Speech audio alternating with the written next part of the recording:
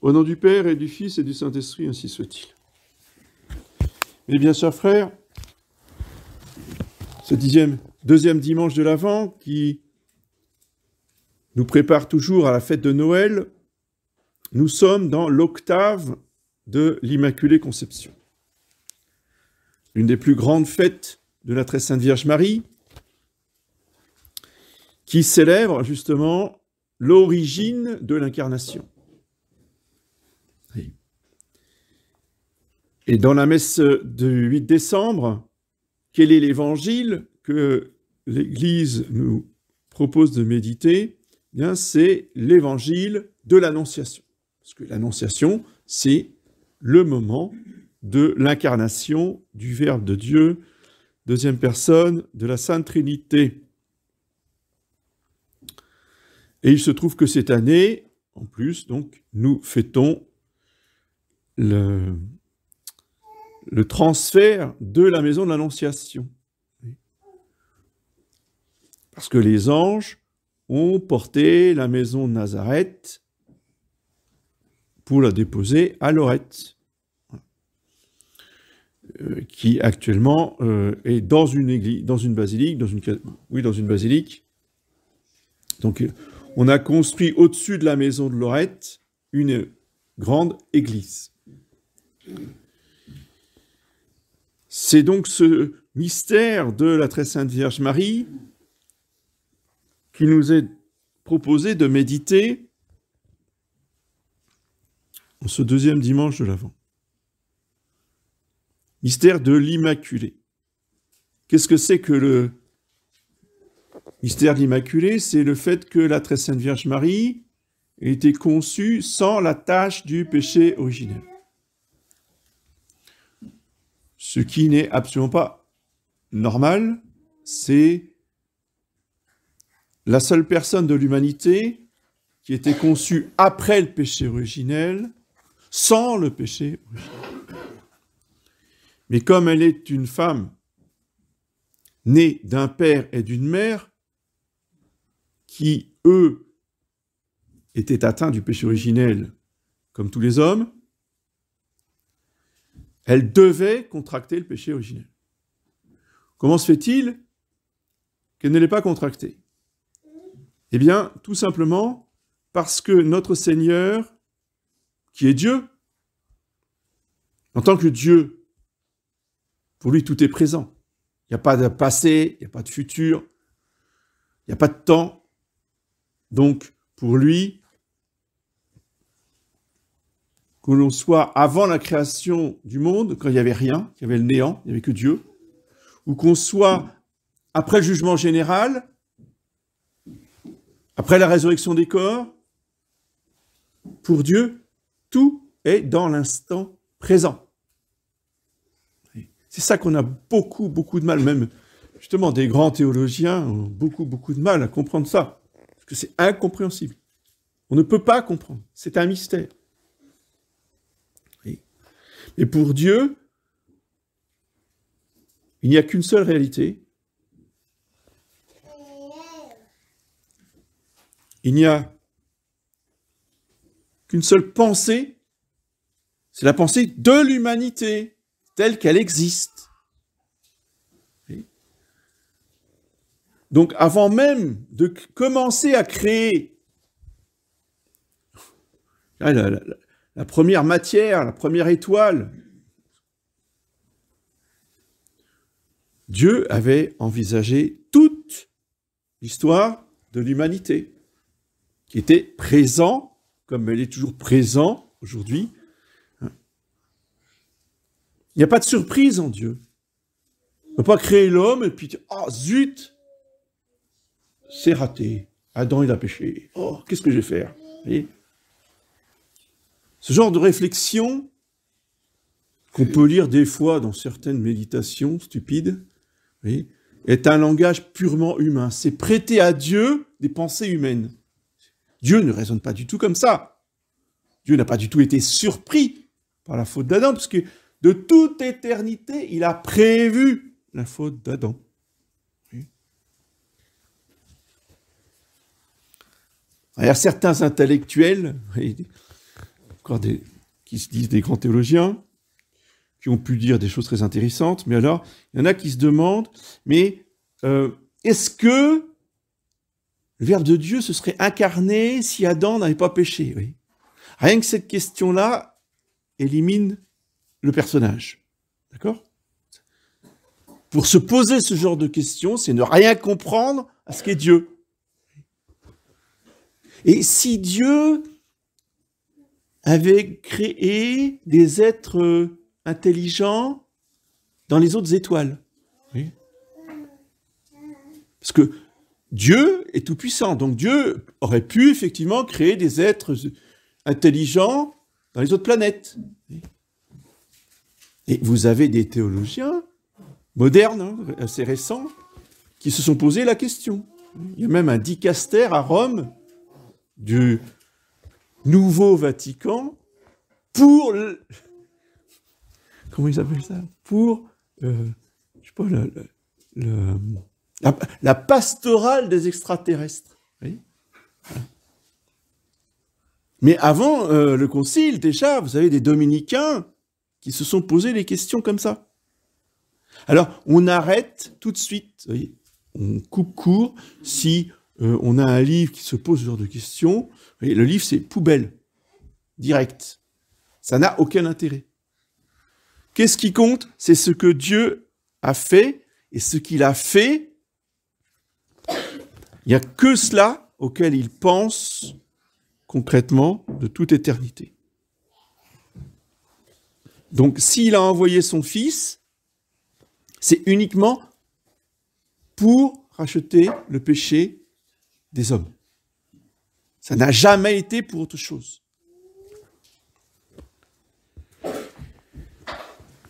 Et pour cela, eh bien, il a préparé, évidemment, celle qui lui a donné son corps. Il lui a appliqué par avance, dans le temps, par avance, les mérites de sa passion qui, de toute façon, sont présents pour lui de toute éternité. Simplement, il en a donné un peu plus à la Sainte Vierge, mais il a fait exactement la même chose pour tous les saints de l'Ancien Testament. Comment les Juifs de l'Ancien Testament ont-ils pu être sauvés? Parce que Dieu leur a appliqué par avance les mérites de la passion. Seulement eux, ils en ont eu une petite part. Et la Sainte Vierge, elle a eu la part maximale. C'est-à-dire que Dieu ne pouvait pas lui donner plus de mérite que ce qu'il lui a donné. C'est ce que veut dire l'expression « remplie de la plénitude de la grâce ». La très sainte Vierge Marie est remplie de la plénitude de la grâce. Et pour cela, eh bien, il fallait qu'elle soit sans aucun péché, qu'elle n'ait jamais été atteinte par aucun péché, même pas le péché originel. Donc c'est un miracle, et c'est un mystère. C'est un mystère qu'on ne peut pas comprendre. C'est un mystère que l'on ne peut que croire. Donc croire, je vous rappelle, c'est adhérer avec son intelligence sans comprendre. Nous passons notre temps, que ce soit pendant les sermons ou pendant les catéchismes, à expliquer des choses qu'on ne peut pas comprendre, mais que nous croyons. Et les explications que l'Église donne ne font que montrer la cohérence de ce que l'on croit avec les autres mystères. Et nous permet de ne pas dire de bêtises, de ne pas dire de contradictions, justement, et donc d'erreurs. Et en l'occurrence, en ce qui concerne la foi, ces erreurs s'appellent des hérésies.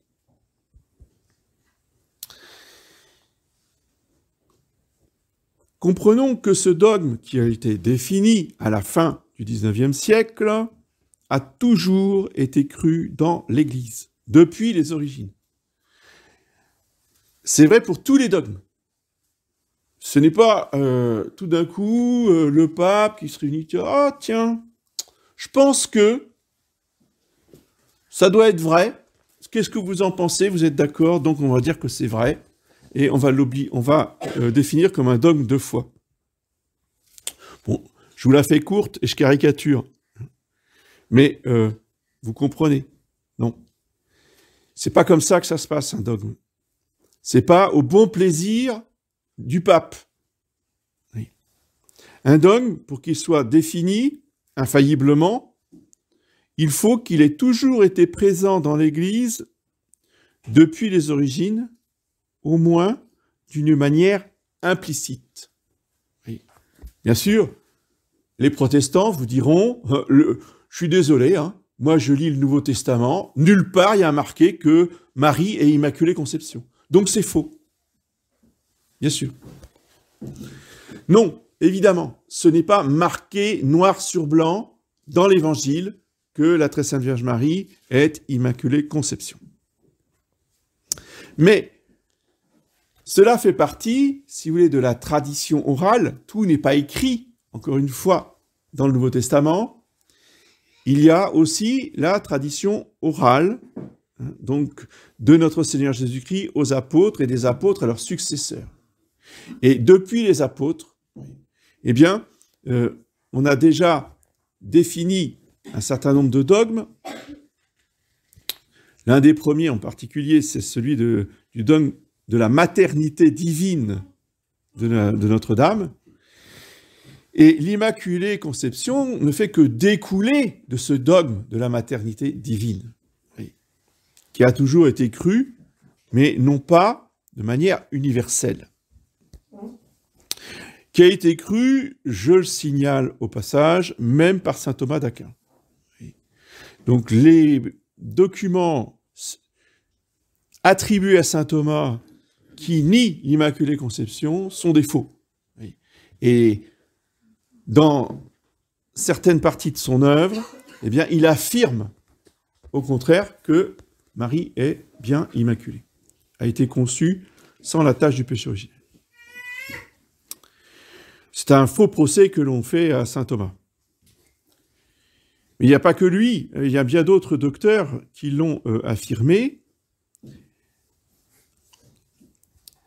Et au XIXe siècle, de nombreux évêques ont écrit au pape pour le supplier de définir le dogme de l'Immaculée Conception, afin d'obliger tous les catholiques de l'Église universelle à y croire sous peine d'hérésie. Il est intéressant de noter, au passage, que le cardinal Pecci, qui sera élu sous le nom de Léon XIII, était opposé au dogme de l'Immaculée Conception. Non pas en lui-même, mais quant à sa promulgation au XIXe siècle. C'est intéressant. Bien sûr, ensuite, il s'est complètement soumis, comme tous les autres. Et il y en avait un qui était encore plus opposé que le cardinal Pecci, c'est le cardinal de Paris, archevêque de Paris, qui, évidemment, une fois que le dogme, c'était quand même des évêques catholiques, donc une fois que le dogme a été proclamé, vous voyez, il n'y a plus de controverse. On n'a pas à être d'accord ou pas d'accord. Avant, il y avait des disputes, il y avait des tendances, il y avait ceux qui étaient pour, il y avait ceux qui étaient contre, puis il y avait ceux qui étaient neutres en disant oui, mais pas maintenant. Le cardinal Pecci, c'était un neutre. Le cardinal de Paris, c'était un contre. Mais une fois que le pape avait défini le dogme de manière infaillible, tous les évêques catholiques, eh bien, adhéraient au dogme de l'Immaculée Conception. Ceci pour vous expliquer, surtout pour ceux qui nous rejoignent depuis peu, comment fonctionne l'Église. C'est pas parce que nous disputons sur des questions importantes, sur, je sais pas, par hasard, la question du pape, que c'est terrible, c'est maintenant, c'est la mentalité moderne, non. Ça a toujours été comme ça.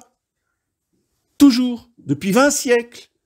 Jusqu'à ce que le pape tranche et dise, bien maintenant, tout le monde croit ceci.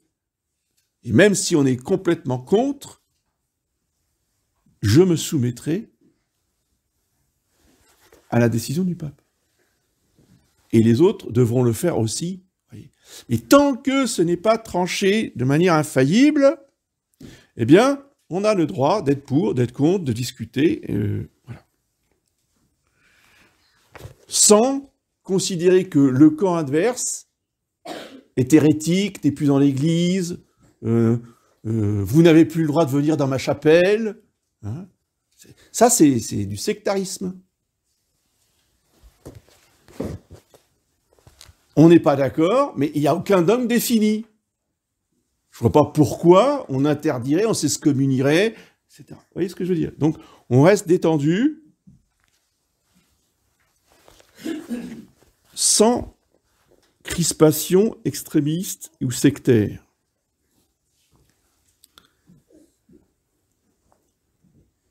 Il est intéressant de noter que tous les évêques ayant écrit au pape Pie IX,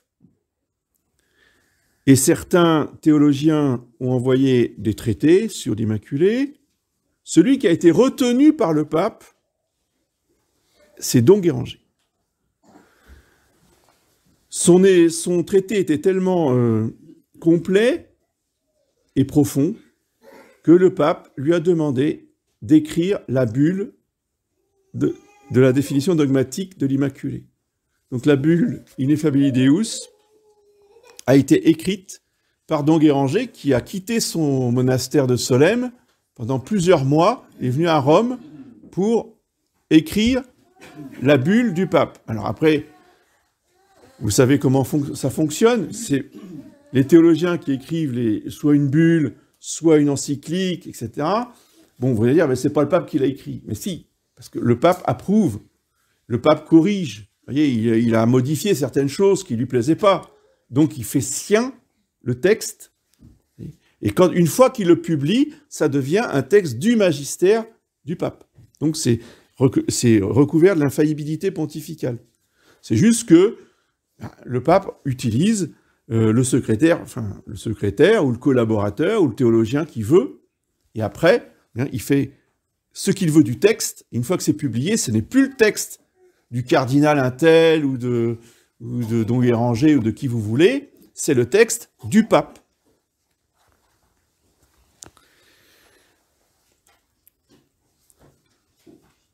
Cette définition dogmatique a été ratifiée par la Très Sainte Vierge elle-même, puisqu'elle est apparue à Lourdes pour dire à Sainte Bernadette « Je suis l'Immaculée Conception ». Elle est apparue à Sainte Catherine Labouré, rue du Bac à Paris, pour montrer l'image de l'Immaculée Conception et demander à ce qu'on l'invoque sous ce vocable « Ô Marie conçue sans péché, priez pour nous qui avons recours à vous ». Il est à noter dans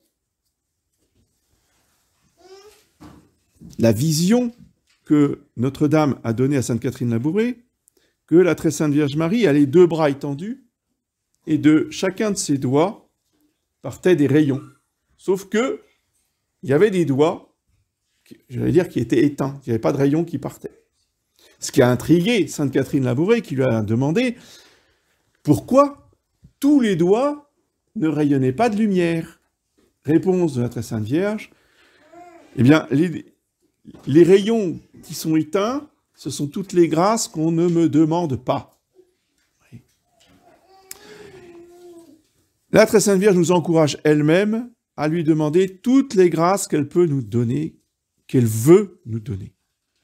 Et pour être sûr de ne rien manquer, c'est là où il faut prier aux intentions de la Sainte Vierge. Quand nous prions aux intentions de la Sainte Vierge, nous pouvons être sûrs que c'est elle qui donne ce qu'elle veut, et que si c'est elle qui décide, il n'y a pas de doigt qui ne donne pas de rayon. Elle donne toutes les grâces qu'elle veut.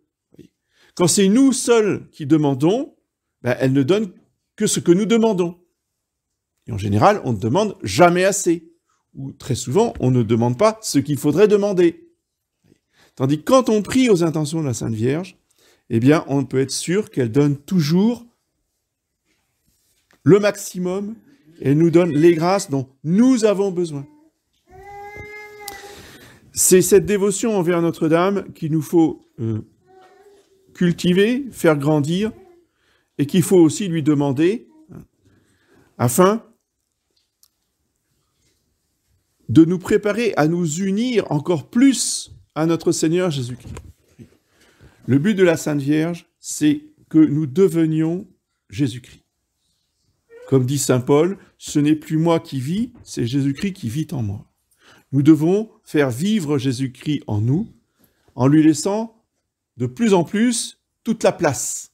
Oui. Dans combien d'âmes notre Seigneur peut dire, avec la Sainte Vierge et Saint Joseph, ici, il n'y a pas de place pour nous. Ce n'est pas simplement les habitants de Bethléem qui ne voulaient pas recevoir Jésus. Mais nous, très souvent, nous ne laissons aucune place à notre Seigneur. C'est nous qui contrôlons tout. D'accord ?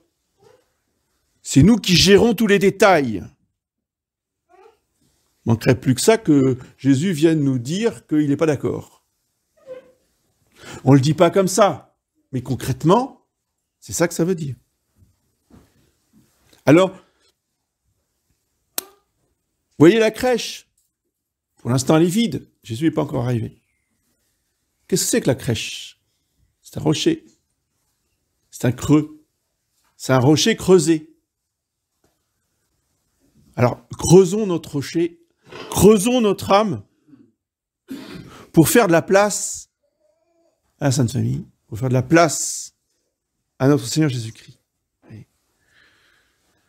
Creusons dans notre cœur de pierre un creux pour que l'enfant Jésus puisse venir à Noël.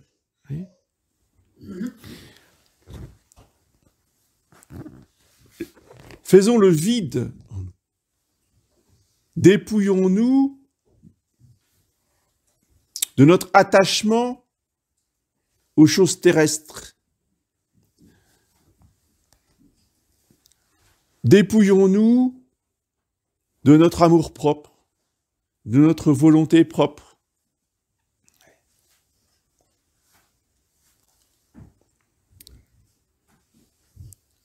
Expulsons le vieil homme. Et je me suis rendu compte, ces derniers temps, que les enfants n'ont pas du tout conscience qu'ils sont deux. On leur a posé la question, vous êtes combien ? Je suis moi. Ouais. Il y en a combien en toi ? Je suis tout seul. Ouais. Ils n'ont pas du tout réalisé qu'ils étaient deux. Ah, on est deux. Ouais, on est deux. Ce que je leur expliquais, il fallait faire la guerre. C'est quand même important. Catéchisme, tiens, voilà, information. Très bien le catéchisme, sauf que je découvre en lisant la question sur la confirmation que la confirmation, c'est nous faire témoins de Jésus-Christ, apôtres de Jésus-Christ. Voilà, point. Il manque pas quelque chose là ? Non. C'est uniquement ça la confirmation ? Non, la confirmation, c'est nous faire soldats de Jésus-Christ. Alors là, vous voyez, déjà, c'est un catéchisme d'avant la Deuxième Guerre mondiale. Donc déjà, on avait éliminé la question du soldat. Il ne faut surtout pas faire la guerre. Le chrétien, il est gentil avec tout le monde. Il fait juste témoignage. C'est témoignage chrétien.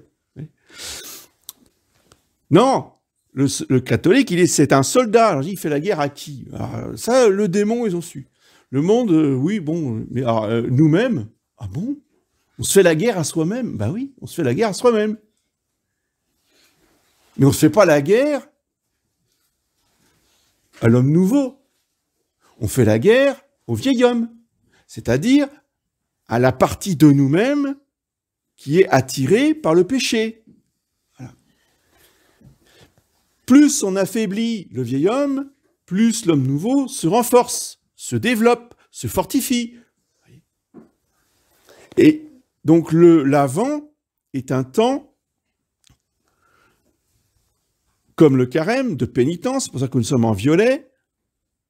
C'est quoi le but de l'Avent ? C'est de tuer le vieil homme. Il faut se tuer soi-même. Ah bah oui. Il faut se tuer soi-même. Quand on fait la guerre, on tue des gens.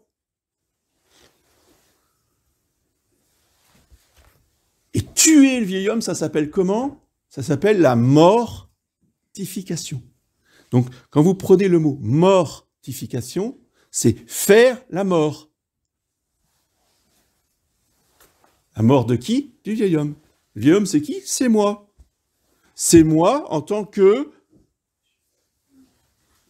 j'ai les 7 péchés capitaux en moi. Vous voyez? Donc, tout est logique, tout est cohérent. Et donc, le temps de l'Avent pour se préparer à Noël, eh bien, c'est de faire la guerre au vieil homme. Pour ça, j'ai les 7 dons du Saint-Esprit de la confirmation. Et pour être sûr de vaincre, eh bien, il faut que je me réfugie en celle qui a écrasé la tête de Satan, l'Immaculée Conception. C'est ainsi qu'elle est représentée sur la médaille que nous portons autour du cou. Elle est revêtue du soleil, elle a 12 étoiles autour de la tête, elle a la lune sous les pieds et elle écrase le serpent avec son pied. Donc demandons à l'Immaculée Conception d'écraser le serpent dans notre âme, d'écraser les péchés capitaux dans notre âme, de mener cette guerre dans notre âme.